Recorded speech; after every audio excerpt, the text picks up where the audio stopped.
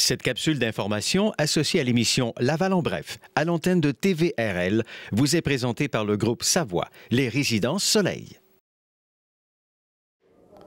Cette semaine, j'ai le goût de vous parler de comment ça se passe quand vous allez dans une résidence pour faire une location. Vous savez, ce qui est très important, c'est de se renseigner auparavant, en appelant, en s'informant s'il y a des conseillers en hébergement. Parce que vous savez, dans les résidences, qu'il y a des conseillers en hébergement, c'est pas des gens qui vendent quand même des appartements à pression. C'est des gens qui sont là pour vous conseiller, de vous parler quand même du crédit d'impôt, de la location au logement et de regarder avec vous vos capacités. Ça fait qu'à partir de ce moment-là, avec un conseiller en hébergement, vous allez avoir toujours l'heure juste. Puis pour nous, c'est très important que les gens soient bien renseignés. Bonjour, ici Younes El Moustir en remplacement de Vanessa Ross. Aujourd'hui, dans l'émission, on parle d'objectifs Zénith, de santé, de peinture, de spectacle et de contes de Noël. Bienvenue à Laval en bref.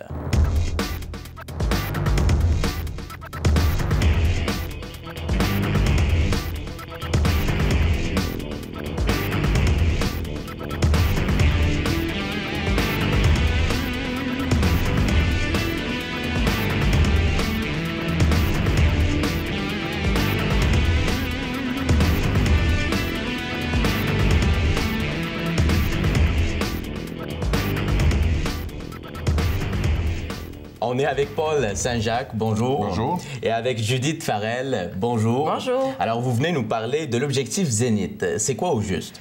Objectif Zénith, c'est une campagne de financement clé en main pour les organismes culturels, communautaires ou sportifs. Puis en fait, la campagne Objectif Zénith, c'est quoi? Bien, jusqu'à la fin janvier 2013, vous, le public, vous êtes invité à soutenir les organismes à but non lucratif de la communauté lavalloise. Oui, en achetant un des 120 billets de tirage. J'en ai un ici. 120 000 billets de tirage qui sont mis en vente au coût de 2 $ chacun. Puis les organismes, ils vont récolter 90 du montant du billet. Puis ce billet-là, ça vous donne la chance de gagner 14 prix. Ces prix-là sont une valeur totale de 24 000 $. On peut-tu avoir un scoop, un prix, par exemple, à gagner? Oui, bien, je peux vous dire les 3 premiers prix. Le premier prix, c'est une location d'1 an d'une voiture de marque Smart Fortwo Coupé. Ah, puis quand même. Oui, c'est bon. Puis les deuxième et troisième prix, c'est un voyage. Dans le fond, c'est 2 séjours un forfait vacances de 7 nuits dans une destination soleil pour Sunwing. Et tout le monde peut participer, là? Oui, tout le monde peut participer. Même si vous ne venez pas de Laval, vous pouvez participer. Et comment les organismes contribuent-ils pour avancer cette campagne? Mais vous comprendrez, comme Judith a mentionné tantôt, c'est quand même un financement. On a plusieurs financements qu'on doit faire au niveau des scouts pour pouvoir s'assurer que nos jeunes aient leur camp. Et ce qui était intéressant, c'est quand même des billets abordables par la population. C'est un billet de 2 $, ça se vend quand même bien. Chaque jeune, nous, on des livrets de 15 billets chaque livret. Et ils ont la possibilité aussi en même temps de recevoir un prix de vendeur. Okay? Les jeunes aussi ont la possibilité d'avoir un prix pour de vente comme tel. Et puis, ce qui est intéressant, c'est comme Judith mentionnait, c'est qu'il y a un retour quand même de 90 % de la valeur du billet qui nous revient à l'organisme, ce qui nous aide beaucoup. Un gros pourcentage quand même pour pouvoir... absolument. Et là, je sais que vous êtes habillé en scout. Oui. Expliquez-nous un petit peu. Moi, je trouve ça très beau, très sexy. Expliquez-nous, c'est quoi toutes ces badges-là? Ça, c'est des prix que vous avez reçus ou... Non, pas nécessairement. Comme tel, nous, on fait partie du mouvement scout mondial, l'OMMS, et la badge du OMMS, que tout scout à travers le monde qui fait partie de l'OMMS. On parle de millions de scouts à travers le monde. Et puis, on a cet insigne-là. Ensuite, on a le Scout Canada. Ça, c'est pour le Québec, ici. Non, c'est tous les scouts à travers le monde ont la même badge qui est représenté. Pour le scout avec la fleur de lys. Avec la fleur de lys. La fleur de lys, il y a des symbolisations. Si on regarde comme tel, vous avez le nord qui est indiqué. Et toutes ces choses-là, ça a un rapport d'orientation et ces choses-là. Il y a plusieurs significations qui est quand même assez long à montrer sur la formation. Ensuite, on a le mouvement au niveau du Scout Canada. Et ensuite, sur les côtés, vous allez voir les représentations du district, nous, du district Montréal métropolitain.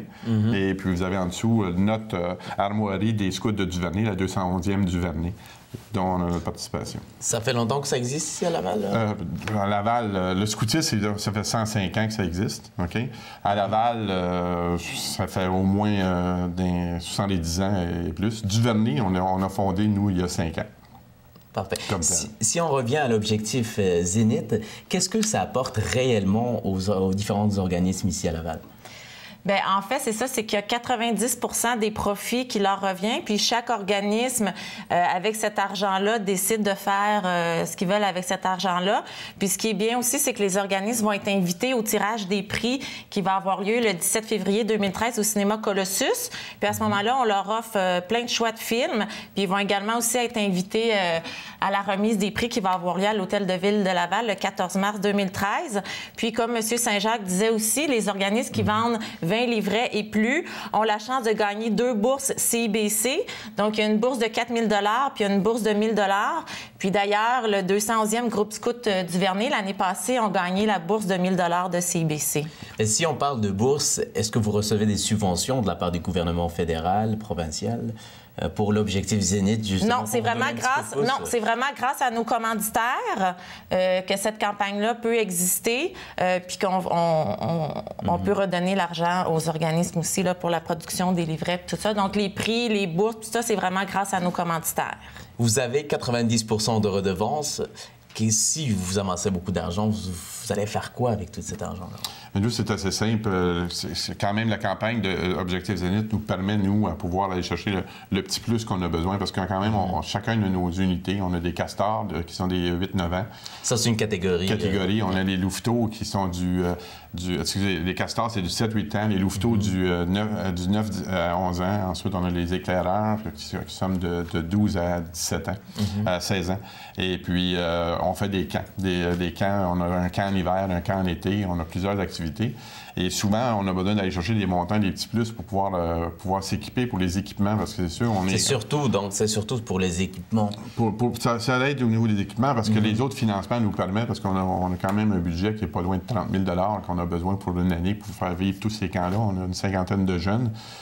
Nous, à Duvernay. Il y a d'autres... toutes les catégories... Dans toutes les catégories confondues, là, on a une 50aine de jeunes. Fait que ce qui nous permet, c'est de pouvoir aller arrondir au niveau des camps les besoins d'équipement, de matériel qu'on peut avoir besoin. C'est principalement ça que ça nous permet de faire. Et ce qui est intéressant, je crois que c'est ça, on parle de votre organisme, mais ça s'applique à tous les organismes à Laval. Mais qu'est-ce que ça vous fait de voir, de donner ce coup de pouce-là à certains organismes pour qu'ils puissent... encore subsister? Bien, pour nous, c'est très important de pouvoir les soutenir. Puis d'année en année, on remarque qu'il y a une croissance au niveau des organismes. Comme là, en ce moment, il y a 114 organismes à but non lucratif sur le territoire de la ville de Laval qui participent à Objectif Zénith. Donc, on voit que d'année en année, cette campagne-là intéresse de plus en plus les organismes. Puis c'est la seule campagne de financement clé en main qui est là vraiment pour eux, avec tous les profits qu'ils font, tout ça. Donc, c'est très important pour nous de pouvoir les aider, parce qu'on sait que c'est pas évident maintenant, là, aller chercher de l'argent, puis tout ça. Puis ça, bien, c'est une belle campagne, c'est juste 2 $ le billet, puis il y a plein de prix à gagner. Donc, on invite d'ailleurs tous ceux qui nous écoutent à participer à cette campagne.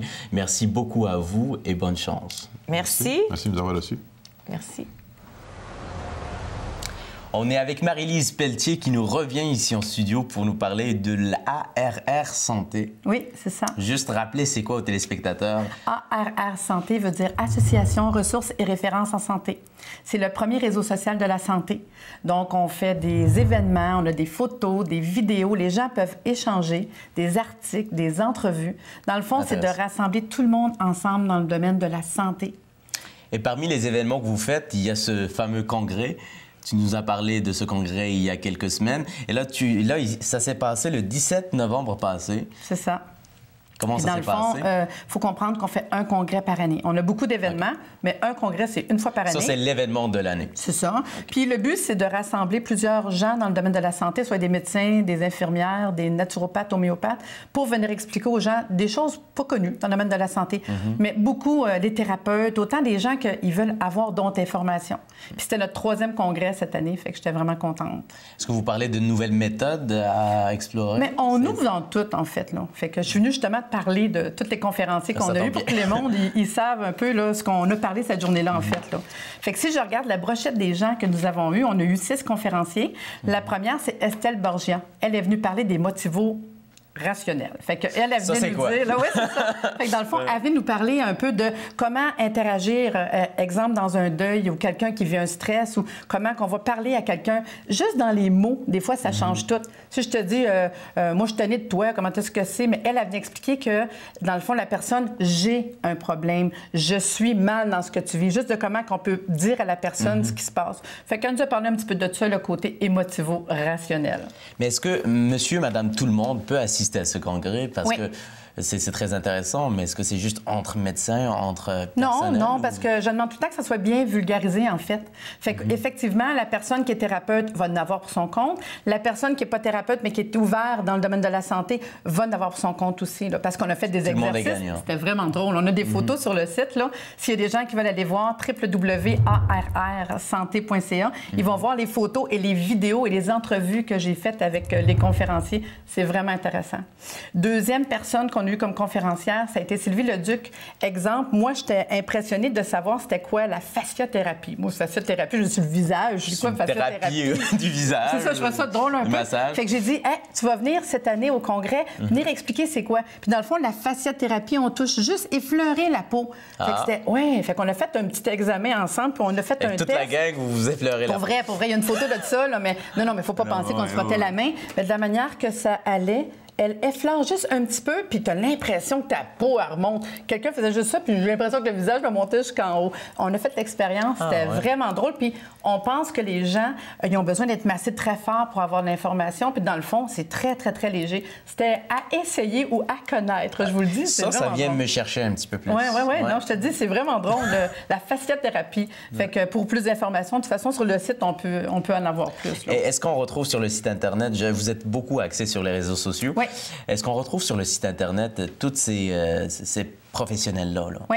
Les professionnels qui sont dans le congrès sont présents. Fait que s'il y a des gens qui ont des questions, peuvent aller les rencontrer, aller parler avec eux autres sur Internet. On a aussi, comme je dis, des vidéos, des entrevues, des articles. Fait que, admettons, sur tout ça sur le site Internet. Vous avez un Facebook, d'autres plateformes web? Nous, on est le premier Facebook de la santé. Fait que le arrsanté.ca, c'est un réseau social. On a nos liens en plus avec Facebook, c'est sûr. Là. Fait que le monde peut venir nous suivre. Et toutes les... Je regarde comme celle que je viens de te parler, elle a quelque chose dans le Facebook. Fait qu'elle, tu peux aller la rejoindre directement à son Facebook, poser des questions. Je veux en venir à mes autres conférenciers aussi. Oui. On a eu quelqu'un, une Francine Saint-Pierre, qui est venue parler de la méditation. Fait qu'on a fait une petite méditation, tout le monde ensemble, tranquille, mais pas une affaire de là, tu sais. Vraiment apprendre à méditer qui peut être 2 minutes, c'est tout, là. On pense que c'est compliqué, la méditation. Puis il y a tellement différentes façons de méditer aussi. Puis elle, vraiment, ça a été comme un petit 2 minutes. On a fermé les lumières. C'est mignon, là, à l'université, l'université Campus Laval, ici, l'Université de Montréal, de tout le monde ensemble. On a fermé les lumières, puis on méditait, mais c'est pas... méditer, c'est prendre le temps 2 minutes, tu sais. Un autre conférencier que j'ai adoré, c'est le Dr. David O'Hare. David O'Hare, c'est un médecin qui est connu internationalement, qui parle de la cohérence cardiaque. Puis moi, j'ai bien aimé cette petite entrevue, puis j'ai fait une entrevue avec lui très intéressante qu'on va mettre en ligne. Puis David O'Hare nous présente la cohérence cardiaque. Puis il y a eu son livre. Exactement. Un petit livre super intéressant qui a été 3, 6, 5, qui est 3 fois par jour, 6 minutes, puis qui est 5 minutes seulement, 6 minutes de respiration pendant 5 minutes. Puis vraiment ça, en quelques minutes, on apprend à servir de la cohérence cardiaque. Mais c'est quoi ça, la cohérence cardiaque? C'est de la manière que... pendant notre conférence, il a mis un petit moniteur sur l'oreille. Le moniteur fait apparaître le rythme cardiaque. Puis il nous expliquait quand on est stressé, ça fait des pics comme ça. Mais quand tu apprends à faire la cohérence cardiaque, c'est plus des pics. Fait que tu apprends tranquillement à retrouver un état normal, relaxant, même si tu es stressé. En quelques minutes, 3 fois par jour, cet exercice-là te ramène d'enlever du stress, d'avoir moins de fringales, d'être plus en forme, de vivre plus longtemps. Fait que moi, je veux pratiquer ça péter le feu. Fortement. Oui. Ouais. Pour vrai, c'est niaiseux, mais c'est vraiment bon, là. Puis ça, ce livre-là est disponible partout. Puis j'ai fait vraiment, il y a un article tout le temps sur le site. Allez voir l'article, l'entrevue, ça va vous donner un petit cue un peu, là. Parfait. Ouais. On peut parler des 2 derniers à peu Oui, près. pas longtemps, puis je vous fais ça. On a eu Alain Moreau. Alain Moreau qui est venu parler de s'accomplir pour une vie plus saine. Ça veut dire qu'en tant que thérapeute, en tant que gens dans le domaine de la santé, comment faire pour aller trouver notre voie. Puis le petit dernier, c'est Chantal Anne Dumas qui nous a parlé de la santé hormonale. C'est sûr que pour les gars, c'était moins le fun, là, mais on parlait comment c'est important, l'alimentation, la vitamine B. C'est vraiment un beau petit congrès merveilleux tout en couleur. Ben, on lance l'invitation pour l'année prochaine. C'est certain. Ça va être c'est toujours au mois de novembre. C'est toujours au mois de novembre, une fois par année, le congrès ARR Santé. Et pour avoir, parce que vous organisez pas juste un congrès, il y a plein d'événements qui sont organisés tout au long de l'année. Oui. Donc pour avoir toutes les informations, c'est pas très compliqué. Le site internet www.arrsanté. Merci beaucoup, Madame Marie-Lise Pelletier. Ça fait plaisir, Ernest. C'était une belle entrevue. On a la chance d'avoir avec nous en studio Marie-Pierre Paquin, bonjour, qui est conseillère en orientation à la commission scolaire de Laval. Alors, vous venez nous parler aujourd'hui de l'approche orientante. C'est quoi au juste? Oui, bien, l'approche orientante, c'est une démarche concertée regroupant la commission scolaire de Laval, l'équipe école, les parents et bien d'autres partenaires. Mais l'approche orientante vise principalement 3 objectifs. Premièrement, c'est d'amener le jeune à se connaître davantage, donc à développer son identité personnelle, et ce, dès le plus jeune âge. Donc, on retrouve l'approche orientante. À partir de quel âge? Bien, c'est ça, même au niveau primaire, là, on va retrouver de l'approche orientante. C'est là où ils vont découvrir un peu plus leurs goûts, leurs intérêts, valeurs, aptitudes, pour être amenés à faire un meilleur choix au niveau de la carrière. L'approche orientante aussi permet d'accroître les connaissances au niveau des parcours scolaires parce que c'est pas tous les élèves là, qui vont prendre la voie traditionnelle et se rendre à l'université. Il y a aussi des élèves qui ont d'autres besoins. Et puis, en connaissant tous les autres types de formations comme la formation professionnelle DEP ou la formation technique au cégep, bien, les élèves vont pouvoir faire de meilleurs choix.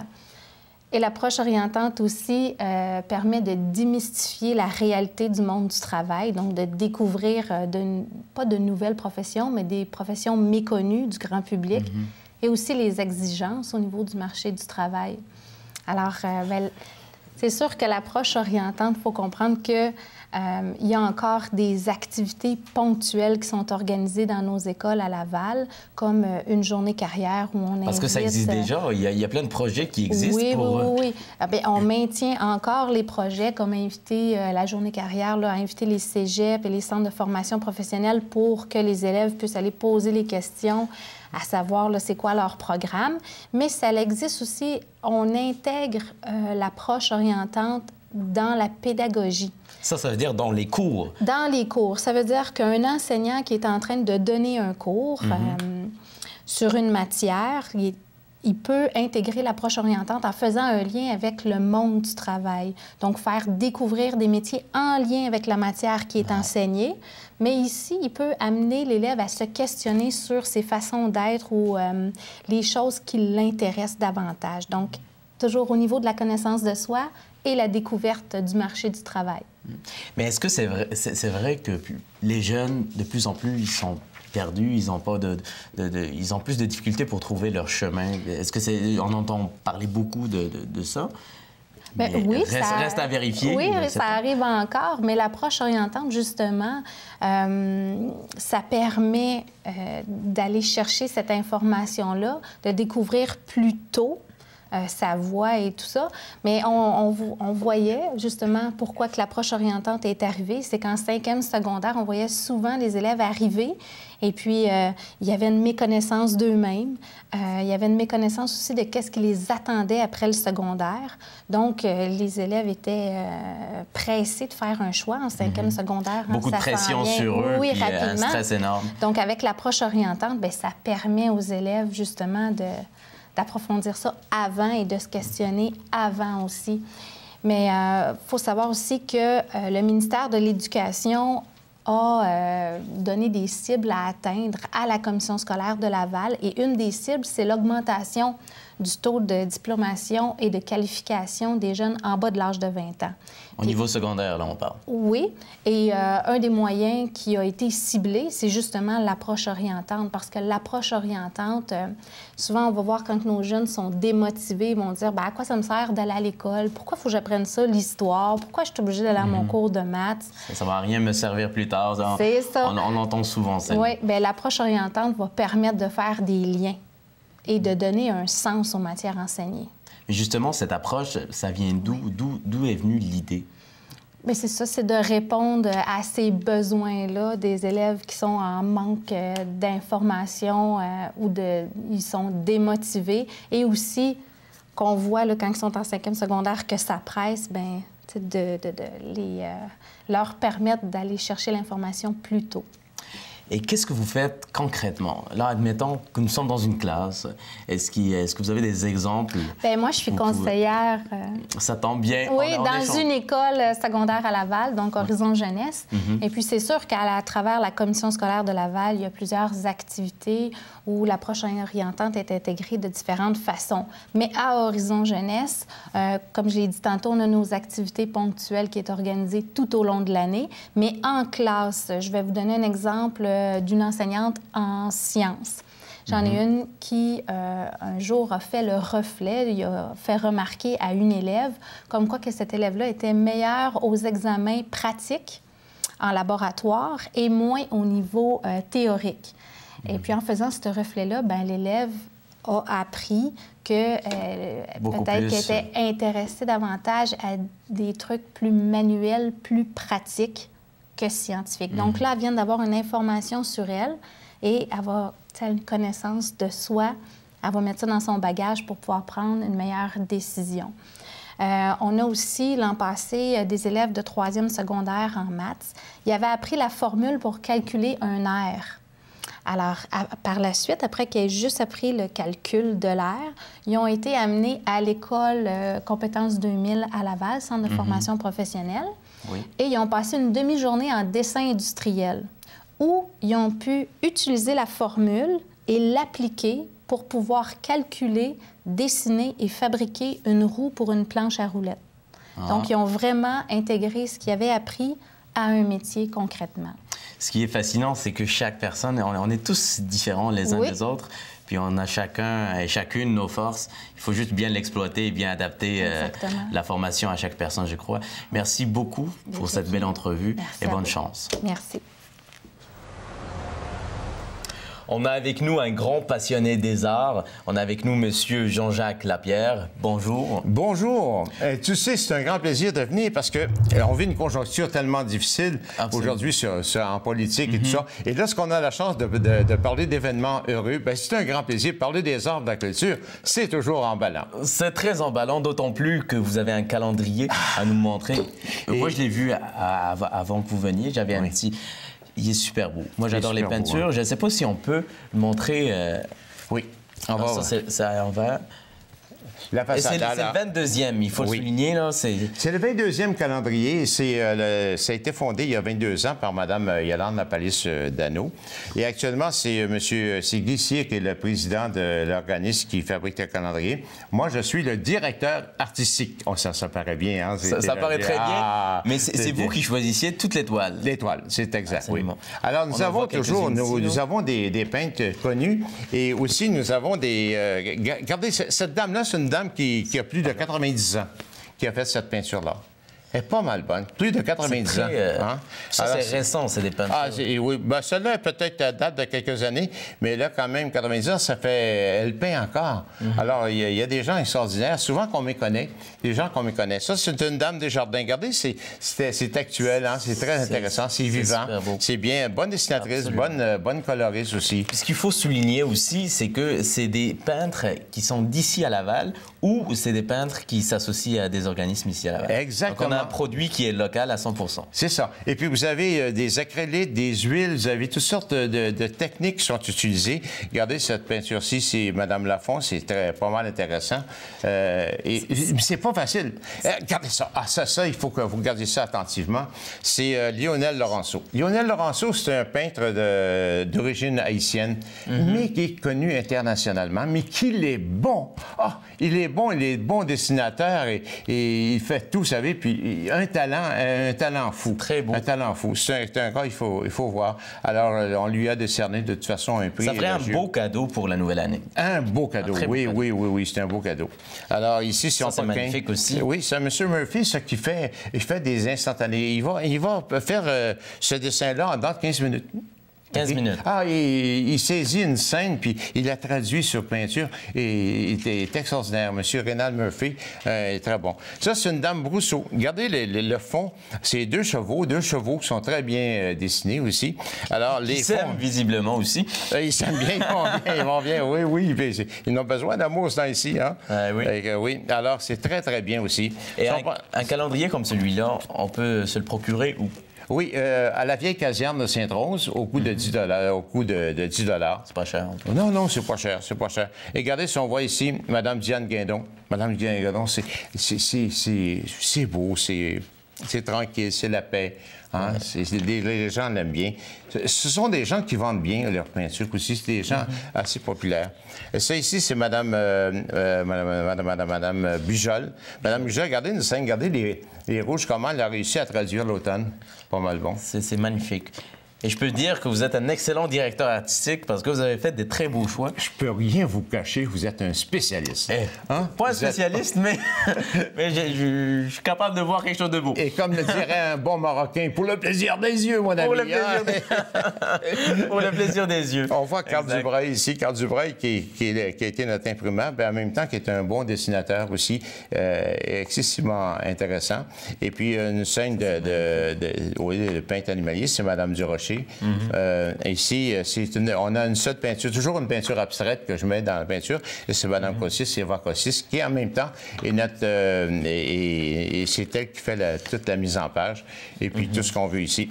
Vous savez que aussi, notre activité s'occupe aussi de recueillir des dessins d'enfants un peu partout dans le monde, et puis on fait une exposition. Alors, des enfants du Cameroun, de l'Espagne, du Vietnam. Alors, on recueille des dessins d'enfants et puis on fait ça aussi. Alors, on en parle un petit peu ici. Un petit collage. Un petit collage, oui. C'est juste, ça rend service. Et puis, ici, ce qui est important, ici, c'est bien important, hein? Guy Cyr, le président. Ici, moi, Eva Cossis, c'est ceux qui réalisons le calendrier. Et puis, l'an passé, le Coq d'or et la Main d'or, c'était M. Trudel et M. Umberto Bruni qui ont été récipiendaires du Coq d'or et de la Main d'or. Justement, j'allais vous parler de ça parce que c'est très, très important. On a deux nouvelles ou deux nouveaux récipiendaires cette année. Pour le prix Le Coq d'or et la Main d'or, oui. Ça, c'est un prix remis à des artistes de la région. Pouvez-vous nous en parler un petit peu plus? C'est deux prix très prestigieux qui vont démontrer, qui vont mettre en vigueur, disons que des gens qui ont fait des réalisations exceptionnelles sur le plan de la culture. Alors, cette année, nous avons deux personnes extraordinaires. Deux personnes qui sont connues internationalement. Nous avons Lorraine Desmarais, la pianiste de jazz. Ah, qu'elle est bonne! Cette femme-là, elle est belle en musique. Elle fait parler son piano. Quand vous écoutez cette femme-là, c'est incroyable. Elle a une personnalité aussi, une personnalité qui est vraiment engageante. Elle est humaine, elle est intéressante. Alors, Madame Desmarais, c'est elle qui a connu ça. Vous savez que Madame Desmarais a été partout dans le monde. Elle a fait peut-être une quinzaine de pays, si c'est pas plus. Elle a gagné des prix exceptionnels. On la connaît mal ici. On la connaît mal. Bien, souvent, il y a plusieurs artistes, surtout au niveau de la musique classique, qui sont connus partout à travers le monde, et pas assez ici. Oui, alors qu'elle est d'origine d'ici. Oui. Et vous faites une grosse soirée. On a fait une soirée, on a remis les prix, le Coq d'or ART, à Mme Lorraine Desmarais. Et puis, écoutez, pour vous dire comment elle peut être bonne, Mme Lorraine Desmarais, je m'occupe de la salle André-Mathieu. Une journée, je sortais dans un corridor, j'attendais, j'avais vu Oliver Jones un petit peu avant. J'ai dit, coudonc, le vieux Oliver est en forme aujourd'hui. Tu sais, je voyais qu'elle était exceptionnelle. On va voir, c'était Lorraine qui jouait. Pour vous dire comment elle peut être bonne. Tu sais. Alors, j'aimerais ça qu'on voit un jam avec Oliver Jones puis Lorraine Desmarais. Ça serait donc extraordinaire de voir ça. Ça serait un plaisir pour les yeux. Pour les oreilles aussi. Hein?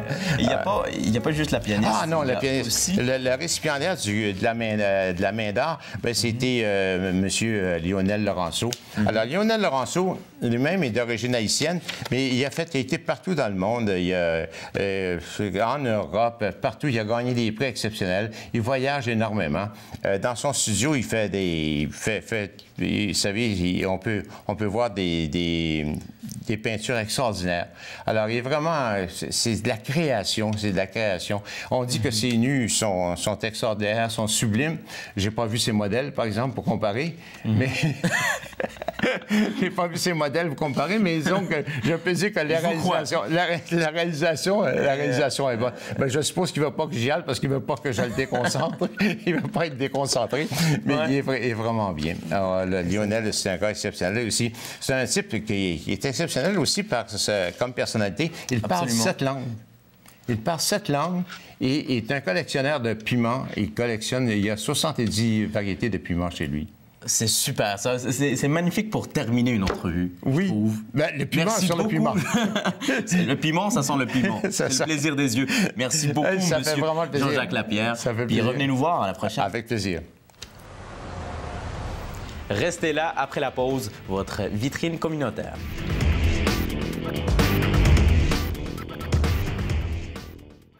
Voilà maintenant votre vitrine communautaire.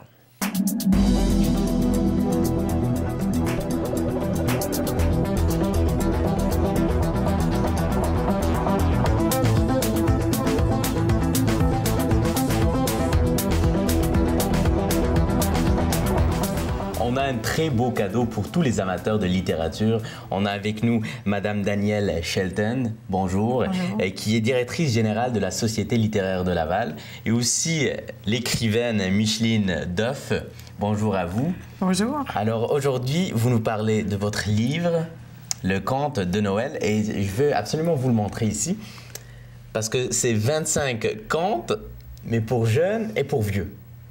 Pour personne, pour moi. De 5 à 95 ans. 5 à 95 ans. Et si on tourne... C'est ça, on appelle ça la magie de Noël. C'est incroyable, je trouve ça extraordinaire. Pouvez-vous nous parler un petit peu de votre conte, Madame Micheline? Bien, c'est un recueil de 25 contes que j'ai écrits au fil des années. Tout d'abord comme professeur de piano et depuis 12 ans, je publie des livres. Donc, maintenant, je les envoie à mes lecteurs. Et quand j'ai commencé, j'avais des élèves adultes et enfants. Alors, j'écrivais un conte d'adultes et pour enfants.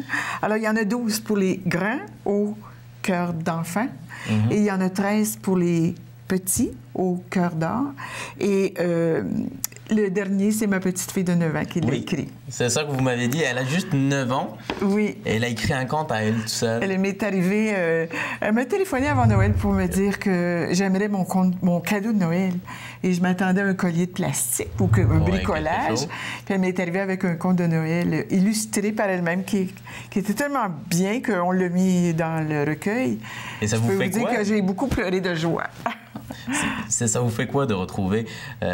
c'est votre livre, principalement. Oui. Mais vous retrouvez votre fille aussi dans votre livre. Les gens me disent que c'est la relève, mais je n'ose pas lui imposer ça. Elle l'a fait spontanément, mais disons que le petit semencé est déjà... déjà semé. Oui. Au début, vous avez commencé à écrire pour le plaisir. Oui. Et là, comment vous avez fait le saut, puis vous vous êtes dit, tiens, je vais sortir un livre?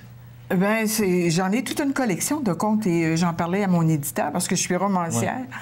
Et on disait, ça se vend seulement que quelques mois par année. Alors, je leur ai envoyé la pile de contes, puis quand ils ont lu, ils n'ont pas les Le coup de foudre. Et là, on parle d'une fête. On aura l'occasion d'en reparler un petit peu plus tard, parce que vous participez à une lecture de contes de Noël, oui. Mais d'abord, je voudrais parler d'une fête de Noël qui est organisée par la Société littéraire de Laval. Madame Danielle, la fête va consister en quoi? Qu'est-ce qu'on va retrouver dans cette fête? C'est une fête annuelle, mais cette année, c'est une fête encore plus gourmande que d'habitude. On va vous offrir un buffet de dessert avec du mou de pomme offert par le marché de métro des Petits. Là, c'est sûr, je vais être là, vous venez de me vendre. Là. C'est toutes des pâtisseries maison, parce que ce sont les membres de la Société littéraire qui se mettent à leur fourneau. Alors, on pourra en déguster sur place, on pourra en acheter. Mais tout ça, vu qu'on est en littérature, sera accompagné évidemment de la présentation des productions littéraires de nos membres au cours de l'année. Il y aura plus de 25 auteurs membres de la Société littéraire sur place. On présentera leurs livres, on lira des extraits, on les seront offerts en vente, il y aura des séances de signature, de la musique, du chant, une atmosphère... Une vraie fête. Une vraie fête de Noël. Et tout ça va se dérouler le mardi 11 décembre à 19h30 à la Place des Aînés. Et c'est ouvert au public, c'est ouvert au public. C'est gratuit pour nos membres. Le public, c'est 5 $, mais avec tout ce qu'il y aura sur le buffet, franchement... Ça vaut la peine. Oui. Et on ajoute quelque chose d'exceptionnel cette année à notre fête. C'est qu'on vient d'être autorisé à faire une importante levée de fonds pour assurer la survie de la Société littéraire à Laval. C'est Placement Culture. Je ne sais pas si ça vous dit quelque chose. Mais tous les dons qu'on pourrait ramasser cette année vont être triplés par le Conseil des arts et lettres du Québec. C'est donc... C'est un beau cadeau qu'on fait à la Société. Ça sera un beau cadeau de venir nous encourager. Et on a organisé un encan silencieux exceptionnel où un peintre de Laval, M. Roland Provencher, a offert 3 peintures, 3 œuvres. Et on mettra de plus en vente un livre rare, un roman de Colette, la célèbre romancière, l'édition originale de 1944, qui est un exemplaire illustré, numéroté. Ça va être en vente aux enchères. En vente à l'enchère lors de notre fête de Noël. Et ça se passe le 11 décembre prochain. Le 11 décembre prochain, 7h30, le soir donc, à la Place des Aînés, dans la belle salle 101 du rez-de-chaussée. Et pour avoir plus d'informations ou quelqu'un qui a oublié les dates, c'est notre site Internet. Société littéraire de Laval.qc.ca. Sur la page d'accueil, il y a toujours le résumé de nos prochaines activités.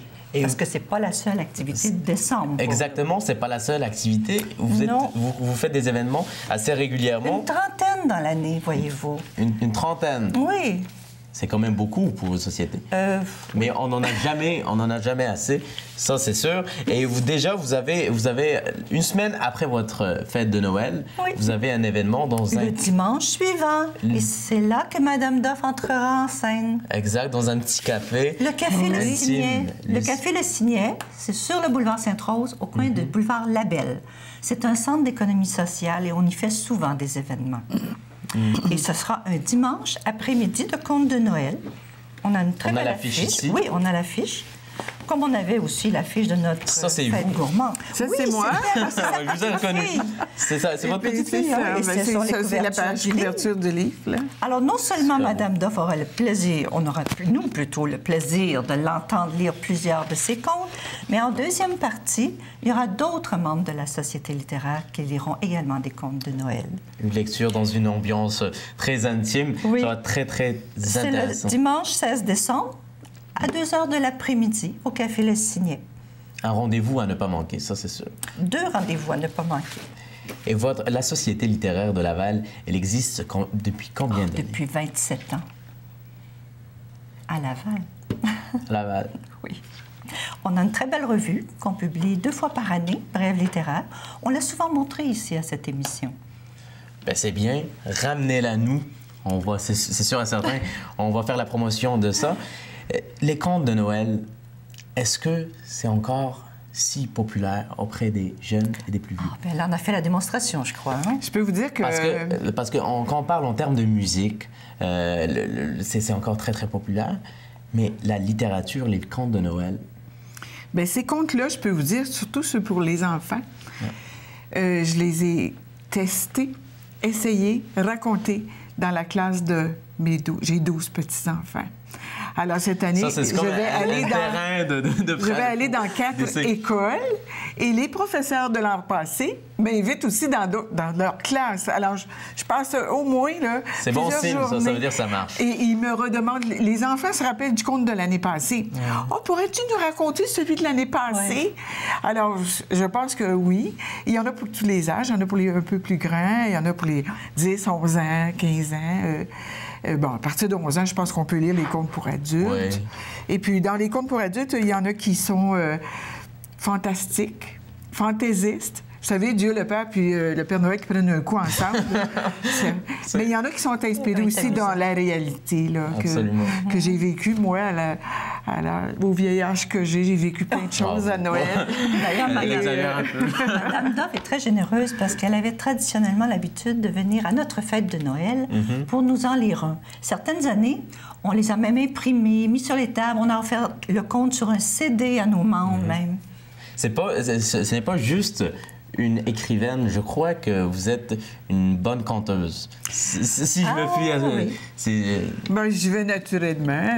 C'est naturel, c'est ça ce qu'il faut. J'aime la vie, j'aime le rire, j'ai de l'imagination. Alors, c'est un plaisir là, pour moi. Excusez-moi. Je voulais juste ajouter qu'à notre fête de Noël, on découvrira aussi le dernier roman de Madame Dove qui sera présenté parmi les productions de l'année. Et c'est... Paysage éclaté. Donc, un rendez-vous à ne pas manquer. Merci beaucoup d'avoir donné un petit peu de votre temps. Merci. Ça fait plaisir. Merci à vous. J'ai avec moi les deux plus beaux sourires à Laval. Bonjour à vous, Raphaël Roberge et Marianne Demers, qui sont chanteurs, étudiants, danseurs. Ils font plein de belles affaires. Bonjour à vous. Bonjour. Bonjour. Et là, vous montez un spectacle qui s'appelle Adolescence. Oui. Pouvez-vous nous en parler? Bien sûr. Bon, bien, en fait, Adolescence, ça a été créé il y a à peu près 1 an, quand on a ouvert l'agence artistique Carali. Ici à Laval? Oui. OK. Parce qu'il y avait beaucoup de jeunes dans l'agence Carali qui étaient multidisciplinaires. Puis, chanter, qui dansait, qui... Comédien. Un peu de tout. Un peu de tout. Fait qu'au début, on a voulu montrer un peu le volet chant. Okay. De ce que les... ce que tout le monde... Exactement, ce que tout le monde peut donner. Oui. Ouais. Puis on a fait des auditions pour savoir qui serait bon pour faire un trio de chant pour le spectacle. Puis quand on a trouvé le trio, on a fait un brainstorming pour justement pouvoir trouver des thèmes, pouvoir trouver des chansons qui marcheraient bien avec le thème de l'adolescence.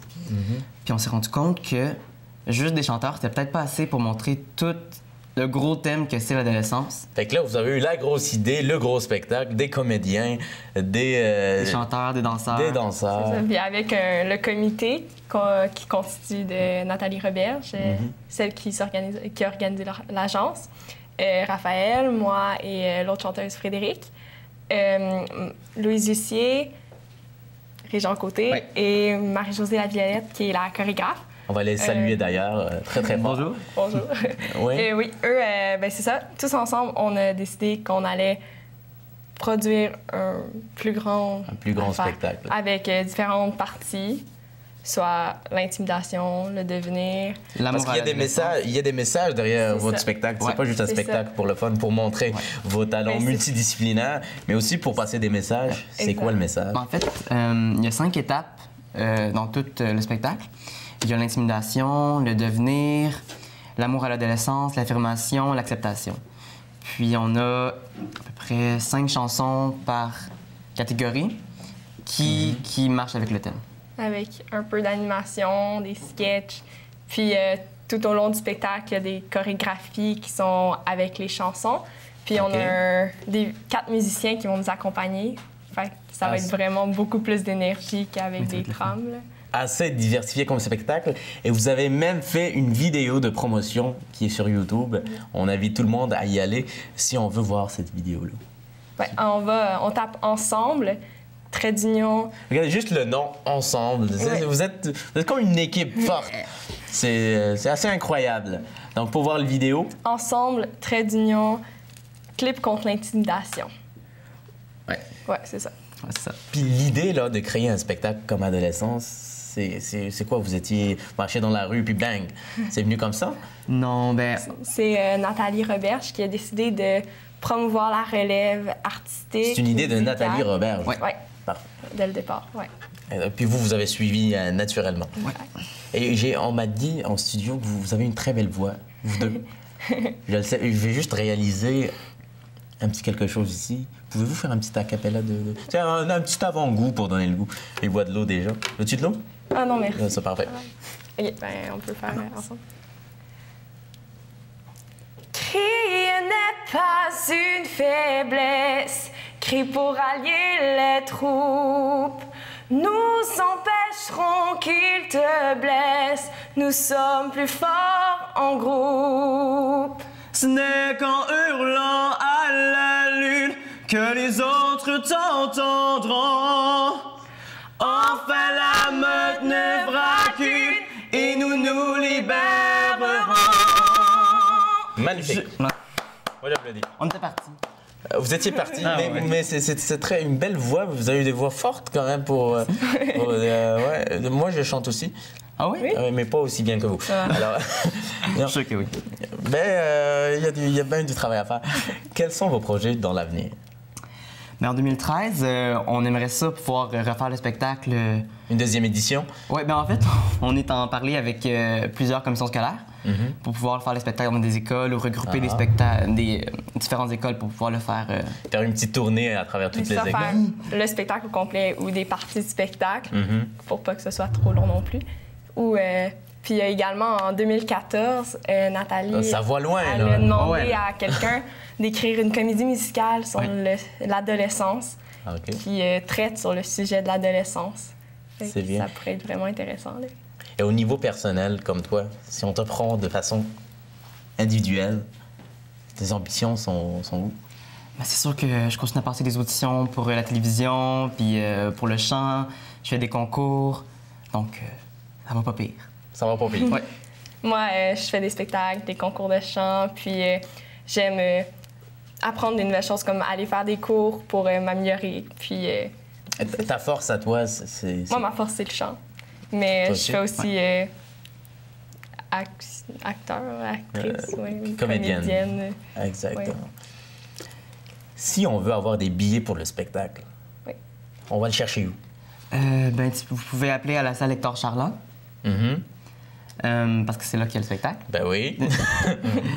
Puis, c'est 20 pour OK. le billet. Ouais. Donc, pour avoir le billet, on appelle à la salle Hector Charland. Hector Charlon pour se procurer le billet. Oui. Hey, merci beaucoup à vous deux. plaisir. Et juste pour finir l'émission, regardez la caméra, puis faire un petit acapella. Puis je vais le faire cette fois-ci avec vous. OK. D'accord. Oui. À quelle chanson? Oh, n'importe laquelle, moi je les connais toutes. Hein? On fait laquelle? En fait. Quelle chanson? Justin Bieber, parce qu'il était là à Montréal. T'en Ça, la connais-tu semaine une, passée. Justin OK, Bieber? OK, vas-y, n'importe laquelle. Moi, je suis bon là-dessus. J'en connais pas. Baby, baby. OK. Ah, ils connaissent rien. Non, Ben, je peux la faire, mais ça... Mais reste que vous chantez très bien. Faites-moi un petit bout de votre spectacle, parce qu'on parle ici d'adolescence. OK, on fait le refrain. ouais. Je dis que le temps est venu, levons-nous, élevons nos voix, nos tourments seront entendus si nous sortons des bois. Merci beaucoup à vous et bonne chance pour votre spectacle. Merci. Merci. Je suis avec une chanteuse d'opéra internationale. J'ai avec moi Lynn Fortin. Bonjour. Oui, bonjour. C'est un plaisir pour moi de t'accueillir ici. Ça fait plaisir d'être ici. Mais Hein? est-ce que tu sais pourquoi? Non, pourquoi? Parce que je trouve que tu ressembles à un petit soleil. Oh, qu'il est fin! Oh! Qu'il est fin! Est-ce que je peux t'adopter? Non, mais on parle d'un spectacle que tu fais en collaboration avec l'OSL de Laval. Oui. Un spectacle, on peut dire de Noël. Oui. Peux-tu nous en parler un petit peu? Alors, c'est Noël sur le Danube avec l'Orchestre symphonique de Laval, où on fait un concert de Noël un peu selon la tradition viennoise, qui est avec des compositeurs autrichiens. On fait du Mozart, on fait du Strauss, Johann Strauss, de Richard Strauss. On fait du Léard selon les valses viennoises là-dedans qui sont... Est-ce que c'est des pièces quand même populaires? Je crois que oui. Je pense bien que les gens vont les reconnaître. Souvent, on a un préjugé envers la musique classique. On se dit, oh mon Dieu, c'est donc compliqué, c'est donc compliqué. Puis finalement, on l'entend, puis on fait, ah, mais j'ai entendu ça dans l'annonce de biscuits ou je sais pas. Dans un ascenseur. Un ascenseur. Parce que, ou c'est des chansons que nos grandes-tantes chantent, puis on se demande d'où est-ce que ça vient, puis on se dit, donc bien, c'est joli, hein? C'est joli, qu'est-ce que c'est? Puis finalement, c'est quelque chose qui est de la musique classique. Et pour tout le monde aussi. Ben oui. Tout le monde pourrait venir. Absolument. Les gens vont s'y retrouver, même si pour cette fois-ci, cette année, je ne fais pas le minuit chrétien avec l'Orchestre de Laval. Mais vous êtes là le 3 et le 4 décembre. Je sais que le 4 décembre, ça se passe à la salle André-Mathieu. Oui. Le 3, je sais encore. Parce qu'il faut que je regarde sur mon papier. Je sais pas. On vous le dira sur D'accord, notre merci. Je regarderai la télévision. Ça, c'est sûr. Vous regardez pas beaucoup la télévision? Je regarde la télévision, mais rarement de la musique. Je regarde des postes de science-fiction parce que j'aime ça penser à d'autres planètes puis d'autres mondes. Ça me fascine. J'aime beaucoup ça. Line Fortin, vous êtes une chanteuse d'opéra internationale. Comment... Il a accroché le mot sur international. Ben oui, parce que c'est important de le souligner. Oui. Vous avez donné des spectacles partout. Ouais. Ça vous fait quoi de quitter votre chez vous, notre chez-soi, pour aller chanter pour d'autres personnes? En fait, de quitter mon chez-moi, c'est toujours... c'est un petit peu, je ne sais pas si ambivalent est le bon mot, mais c'est que quand je pars, j'ai un plaisir à partir parce que je sais que j'ai un chez-moi. Je serais pas capable d'être une nomade, moi, puis dire, je vais installer ma roulotte dans un pays, puis ensuite installer ma roulotte dans un autre pays. Je sais que je vais revenir, défaire mes valises et refaire mes valises à un endroit qui est chez moi, où j'ai 5 chats, un garde-manger beaucoup trop plein, et tout mon entourage, des vieux livres, toutes sortes de choses. Alors ça, c'est chez moi, c'est mon nid. Et on se retrouve toujours très bien. La meilleure place où on se retrouve, c'est dans notre maison. Oui. Même les globetrotters, je crois, du monde entier vont aller dans des endroits où ils vont dire « Tiens, ici, je me sens chez moi. » Alors, c'est quoi chez moi? C'est un confort qu'on a dans le cœur et on le transporte un peu partout. On a presque avec nous une philosophe. C'est ça que j'aime. Dans ma prochaine vie, après que j'ai été astronaute et que j'ai été Bob Moran ou James Bond, ça débat. Oui, on va avoir l'occasion de s'en reparler. Mais si on parle de musique de l'opéra, on a l'impression que c'est beaucoup plus populaire en Europe qu'ici au Québec. Est-ce que c'est vrai? C'est une vérité, je dirais, parce que de par la culture là-bas qui a été avant tout, c'est de là que ça commence, c'est de là que la musique vient, la musique que l'on connaît maintenant. On parle pas de la musique aborigène, mais... C'est enraciné dans leur culture. C'est enraciné dans leur culture. Et comme je disais, je sais pas le nombre exact, mais je sais qu'en Allemagne, il y avait au moins 56 compagnies d'opéra, alors qu'ici, au Québec, on en a 2, avec quelques compagnies un peu satellites régionales qui font quand même des productions assez régulièrement, mais des plus grosses compagnies. On en a seulement 2, alors que là-bas, c'est au-dessus de 50, et les gens ne regardent pas la télévision, ils sortent. C'est pas mal plus payant, ça, pour nos restaurants. Ben oui. Être actif un petit peu, pas juste rester. Puis aussi, ben oui, c'est ça. Hein? Oui, parce que... Tu sais où je t'amène, là? Oui. Alors, j'ai des paroles saintes comme ça, moi, qui me sortent des fois de temps en temps. Et je dis que plus le nombre de canaux augmente sur la télévision, plus la largeur du derrière augmente aussi. J'aimerais attirer l'attention sur une chose. Oui. Quand on fait des spectacles un petit peu partout, c'est sûr qu'il y a un spectacle qui t'a marqué plus qu'un autre. Est-ce qu'il y a si on dit le spectacle, tu vas jamais oublier de ta vie? Oh, mais c'est parce que j'ai une très, très bonne mémoire et je pense que j'en oublie aucun. Et il y a toutes sortes de souvenirs. Des fois, on a des bons souvenirs. Des fois, il y en a qu'on n'oubliera pas parce que, justement, il y a eu un souvenir pas agréable relié à ça, soit parce que moi, j'ai vécu quelque chose à ce moment-là dans ma vie, mais j'ai toujours quelque chose d'agréable à me souvenir dans chaque show. Je regarde loin en arrière de faire Hansel et Gretel et il avait tenté une expérience de mettre une odeur de bonbons pendant très... l'opéra. Alors, pendant qu'on... Moi, je faisais Gretel. Et au moment où on découvre la maison de la méchante sorcière qui est couverte de crème fouettée, de bonbons et tout ça, il y avait une odeur d'amande qui se promenait dans la salle. Et alors, c'est assez magique. C'est magnifique. C'est magique. Alors, c'est pas nécessairement un moment musical comme un moment d'enfant aussi. Même dans ce même... C'est un moment de senteur. Un moment de sens. C'est sensuel. Sensuel. Hey, merci beaucoup pour ta sensualité. Je l'aime, lui. Je l'aime. Non, mais merci beaucoup. Puis c'est sûr, si on veut avoir plus d'informations pour le spectacle du 3 et du 4 décembre prochain, ben on va visiter le site Internet de la Salle André-Mathieu, le www.salleandrémathieu.com. Merci. Merci beaucoup de m'avoir reçu. Me voici à l'extérieur de la salle André-Mathieu, accompagnée de Stéphanie Vandalac. Salut, ça va bien? Salut, ça va toi? Ben oui, et là, le temps des fêtes, ça s'en vient. Et il y a toutes sortes de forfaits que la salle André-Mathieu offre. En effet, on vient tout juste de sortir notre encor de Noël. Je ne sais pas si vous le voyez bien. Cet encor-là a été distribué dans plein de journaux. Il est aussi disponible à la salle André-Mathieu. Et puis, dans cet encor-là, on découvre tous les forfaits qu'on offre pour le temps des fêtes à la salle André-Mathieu, pour tous les spectacles qui sont à l'affiche. Ben, c'est pas tous les spectacles, mais pour plusieurs spectacles qui sont à l'affiche là, en 2013. Donc, c'est des idées cadeaux vraiment intéressantes pour mettre sur le sapin, en fait. Il y en a vraiment beaucoup, donc on peut pas tous les énumérer, mais peut-être quelques-uns pour se donner une petite idée. Absolument. En fait, on a un forfait spécialement pour la programmation en chansons et en spectacle de variété. Donc, c'est 2 spectacles ou plus. À l'achat de 2 spectacles ou plus, on a 30 % de rabais. Sinon, on a aussi un super forfait théâtre où est-ce qu'on combine le spectacle des Belles-Sœurs et la Cage aux Folles. Donc, pour les 2 spectacles, 2 billets, ça vous revient à 85 $. Donc, c'est aussi très intéressant comme économie. Et sinon, beaucoup de forfaits en humour. On combine là, 2 à 5 spectacles ensemble là, pour plus on achète, en fait, plus on économise. Puis on peut acheter ça comme cadeau de Noël. Là. Déjà là, on en achète beaucoup pour toute la famille, puis on a toutes sortes de rabais. Oui, en effet. Puis il y a tellement de spectacles qui sont proposés là-dedans qu'il y en a pour tous les goûts. Et puis aussi, si on veut se renseigner un peu plus sur les forfaits de Noël, on a créé un site web spécialement pour ça, qui s'appelle Hiver au chaud.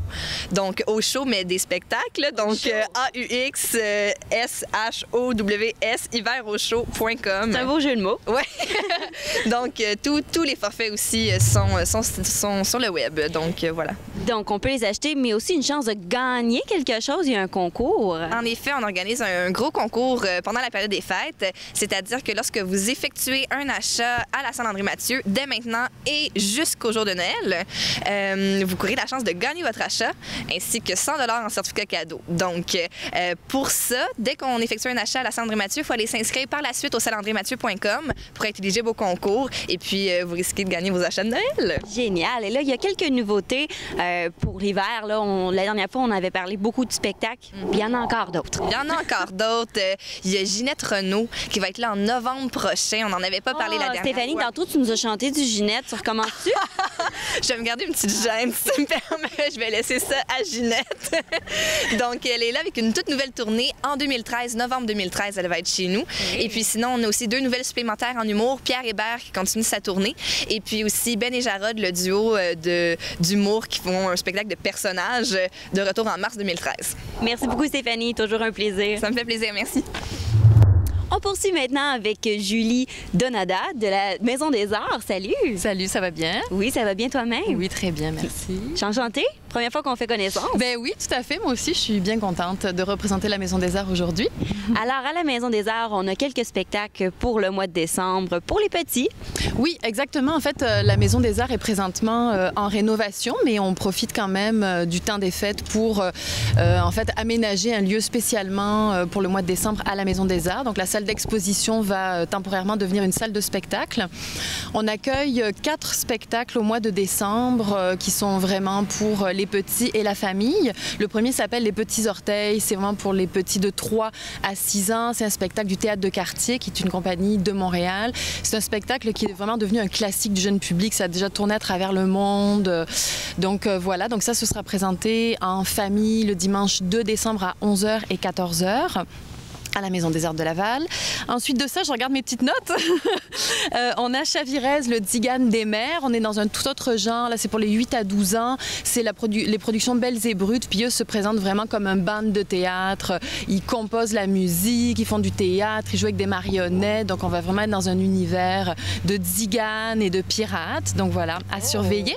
Donc, ça, ce sera présenté le dimanche 9 décembre à 14h. C'est pour quel âge à peu près, ça? 8 à 12 ans pour celui-ci.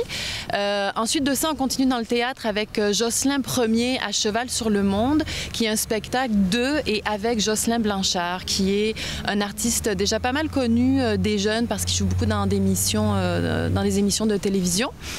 Et c'est vraiment un one-man show, on peut le dire comme ça, mais vraiment de théâtre où c'est comme une fable un petit peu sur le désir des enfants de vivre intensément leur vie. Donc voilà, on invite... Très intéressant, avec une belle petite morale à la fin. Une belle petite morale à la fin, exactement.